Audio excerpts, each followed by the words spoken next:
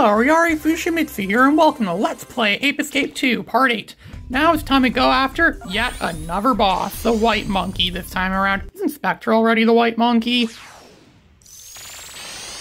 I come! So you finally made it, eh, kid? I am the awfully talented White Monkey of the Freaky Monkey 5! Before I get revenge for what you did to my pals, I'm going to have to borrow that baby monkey over there. So hand him over. No way! Ah, you insolent pests! In that case, I have no choice but to... Oh my god! What the devil is that?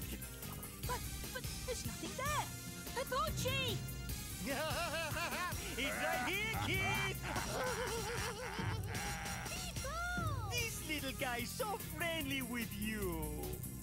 He's found to be a great source of data on humans, so we're going to borrow him for a while. Why, what are you doing without Hitachi? Give him back! I don't think so. If you want him back, you'll have to beat me first. But that won't be possible unless you can stop the Mecha Hikaru that we constructed based on your data. I am so clever. No, where did I put that switch? The switch. Oh, there you are. Ready? Go! And so, we could see more of why Hikaru's considered to be the most hated character in the Ape Escape franchise. He falls for such simple pranks or simple truths. Like, hey, look over there, and then his favorite monkey gets snatched from him by the red monkey. We'll go after the red monkey eventually. So the best thing to do for this fight, obviously, is just run around like a madman with the dash hoop. I'm sure Hikari or whatever his name is, I'm sure he gets disability pay and disability money enough as is. He's probably never going to be able to work a job considering how dumb and stupid he is at all this and stuff. But anyways, like, it's no secret he's the reason why this whole game is happening. The whole world is in peril right now, all because of stuff that he did, all because of his stupid mistakes and stuff like that. No company's going to seriously want to hire someone like that. He's going to have a hard time finding a job when he grows up. Probably gonna have a hard time, making any kind of living. The job market's already bad enough as is in today's day and age, and it's so bad, in fact, that I think not being able to get a job should constitute a disability, where people actually get disability money from the government so they could live a somewhat normal life. But of course, I don't even think he. Sometimes I think Hikaru should go to prison. Sometimes. For the stuff he did in this game, they should have let other people go after Spectre. Why do you think he can defeat Spectre? I mean, sure, he's the one that caused all, so it makes him think he could defeat Spectre. He's never defeated Spectre before. Why don't you just call that guy from the first game to come and take on Spectre again? That would have made more sense, maybe. And then Hikaru could have just been and Hikaru maybe could have been a side villain or sub-villain, kind of like what Jake was like in the first Ape Escape. That actually sounds like a better plot, actually. It sounds like something that could have been a better plot than what this game actually had. Story-wise, it's actually considered to be the worst game in the Ape Escape series. That's because the story is very generic. And then, as I just pointed out, there were some clear lost opportunities of the story in this game. It's not a bad story. Some are just not that good when you compare it to the stories of the first game and considering what the series is capable of. And look at that. This copy of ours is going to keep using our own gadgets against us. Or he's going to even use a stun claw. He can use a Skyflyer against us. It's like using all of our gadgets, using everything we have against him. That White Monkey is not going to retire anytime soon. Well, he probably should, considering he's probably the oldest, I think. He looks a lot older than all the other monkeys, the Freaky Monkey 5. And his creation that he has here has almost been destroyed. It's almost like in Jumping Flash when you had to fight a robot copy of yourself in the second last stage of the game.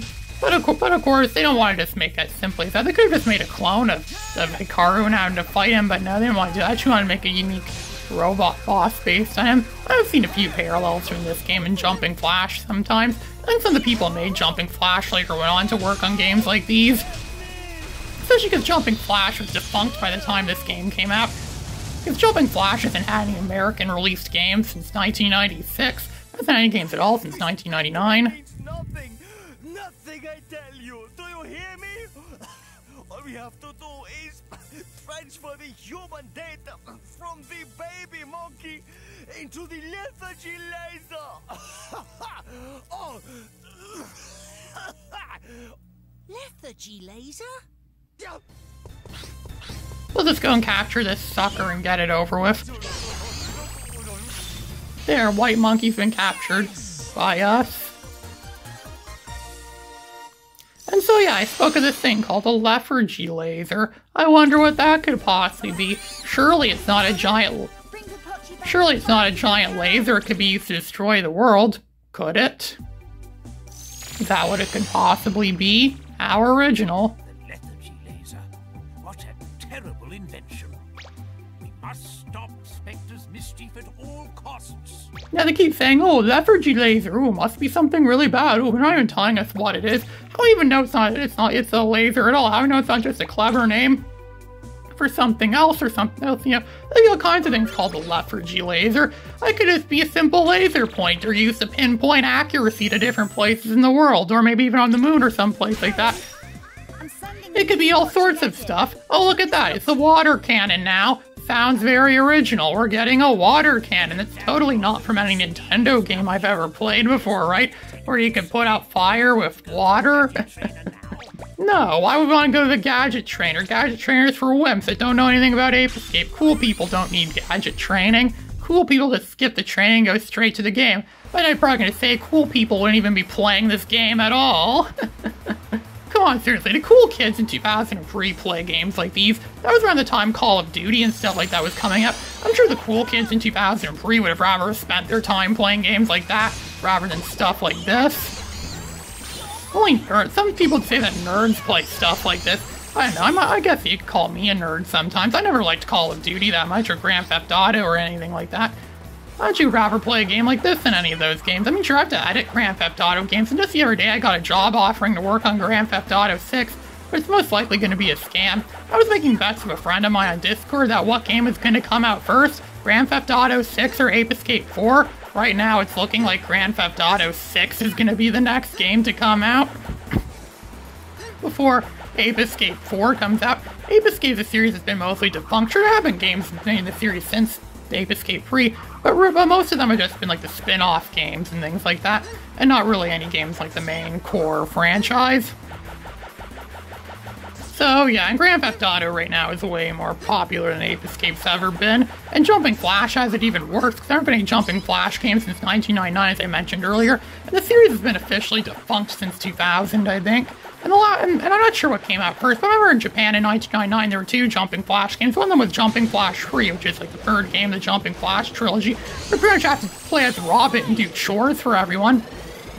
And there was another game that also came out in 1999 called Pocket Movement, where you play a bunch of 2-bit, like Tiger handheld games. It's just a big collection of them, and you can win stuff in the game. Sounds like a very original idea. It just uses the Jumping Flash license, the Jumping Flash intellectual property. What a poor use of a really good intellectual property. So we're probably going to test out the water cannon for once. We're going to go and put out the fire up there, because someone lit fire over there to block that cave door so we can't get in. So we're going to have to put it out with our water cannon. That's what the water cannon's for. A lot of people consider it to be a useless gadget. It doesn't really serve much purpose other than put out fire in this game. That's all it really does, is just put out fire, and those don't occur very often. There isn't much you can do with water. It's not overly powerful like that thing from Super Mario Sunshine, where it could shoot out large beams of water to put out fire and stuff like that. And hey, look, isn't that a Pokemon right there? I think I just extinguished a Pokemon that's been... Wasn't that Pokemon in Smash Bros? I don't really follow Pokemon. I just mostly know about Pokemon from other things, like the ones that appeared in the Super Smash Bros. Games and stuff like that. And of course, these monkeys are kind of dumb. These are probably the dumbest monkeys in the game, where they're just going to go and run into the cannons or something like that. They're just going to run into the cannons and shoot themselves out, and then run all the way back and launch themselves back in. They must have done this a lot, considering how dumb they are. That's probably why they're dumb as well, too, because they keep launching themselves out. And well, that was close.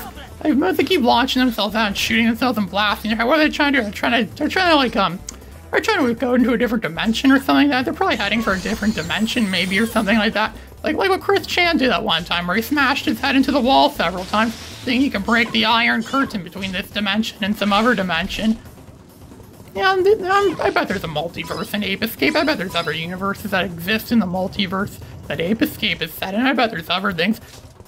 Maybe Jumping Flash is set in one of those other multiverses. Jumping Flash and Ape Escape crossover. That's something I never really thought of much before. Or maybe Ape Escape crossover with other things. I don't know. Ape Escape kind of did cross over in that PlayStation All-Stars Battle Royale game on the PS3, which kind of attempts to be Sony's Super Smash Bros. With the PlayStation characters and some of the PS3. I actually played that game like once or twice. I still have my copy. I don't really play my PS3 that much. I mostly was more into the PS2 and what PS2 was. I find it more impressive that a lot of later PS2 games are actually at par with a lot of some earlier PS3 games. It almost downplays the importance of there being a PS3 when PS2 could do a lot of that same stuff, only better sometimes. Yeah, PS2 was better than PS3 in a lot of ways. Heck, I actually tried emulating games on my PS3 lately. I hacked my PS3 recently, so I got it to play some emulator games and stuff like that. And as it turns out, the PS3, sure, it can play some emulator games. It's very picky about what kind of games it plays. My Raspberry Pi plays a lot more games than my PS3 does. Raspberry Pi is by all means a way better thing to have than a PS3 in this day and age. Yeah, Raspberry Pi. The Raspberry Pi 400 to be more specific. A very small computer contained on an entire circuit board from 2019, going against the top-of-the-top game system from 2006. As it turns out, the 2019 circuit board won. Because technology keeps getting smaller and smaller as it progresses and advances. And then eventually, I know there will be Raspberry Pis that can eventually run PS2 games. When that happens, I'll be playing this and Ape Escape 3 and a lot of my other favorite PS2 games will be played on the newer Raspberry Pi when that eventually comes out. If that even comes out. I don't know. And they also say people are going to walk on Mars by 2030. I don't know how true or accurate any of that is, but yeah, I don't know. But for years, people have said we'll walk on Mars eventually, and that was years ago, and we still haven't done that yet. And they thought we would return to the moon by now. We haven't even returned to the moon at all either. I often think that we weren't going to return to the moon in my lifetime, but now NASA's saying they're going to return there in like 2024, sometime like that. I don't know. Again, I don't know how true that is or how accurate that is, especially because they keep delaying the launch of their probes and stuff like that, the moon probes. So we have to hit that switch there. It'll make that monkey go fun. Oh, look at this, like whack-a-mole, but with a monkey. I'm using net instead of a hammer. And look at that, I just caught 2 monkeys. It's like the game is giving me monkeys for free, almost. I barely put any effort into that. I don't even think you have to water that thing. This makes it less, that Pokemon thing, it just makes it less lethal, I think. If you put water on it, that way it can't fry you or anything like that. And then it becomes completely useless once you get that gadget you get after you beat the game the first time around. I see the Stun Club emits light, just like a lightsaber, which it should. That's probably what the Hikari uses to see around the dark caves, the darkened caves, and have their results. Imagine this level would be pretty dark. Realistically speaking, it's set entirely in a cave, and it's at nighttime too, so even if light could get through here, it's at nighttime, so I don't think they probably just made it light up in this game, or someone lit up in this game, so that way people could see the game actually. So it's not like that Batman and Robin game on the PS1, where it's so dark it's hard to see stuff. I actually had problems with that before too, where some games get so dark, especially a PS2 emulation. I remember like a long time ago when I started playing PS2 emulators, like 2 years ago, and I got my first PS2 emulator. It was an earlier, more primitive version of this PCSX2 emulator.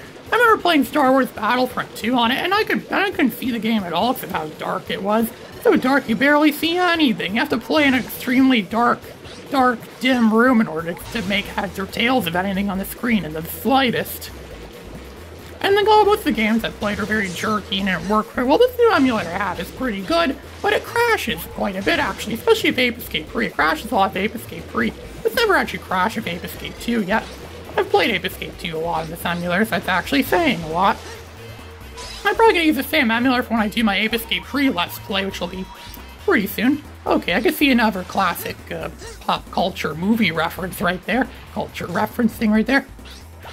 They're obviously standing outside of the boat, not knowing that their fate has already been sealed. And their sealed fate says that I'm going to go and capture one of them. Oh look, only lets me capture one of them because, well, if I've captured all the required monkeys or levels, it's going to automatically throw me a level. But I could have just caught that everyone there, and it would have saved me some more time later, but no. This game doesn't really think in terms of convenience. Just when a convenience ever exists in video games like these, it never has, and it probably never will. This is Ryari Fushimitsu, signing out.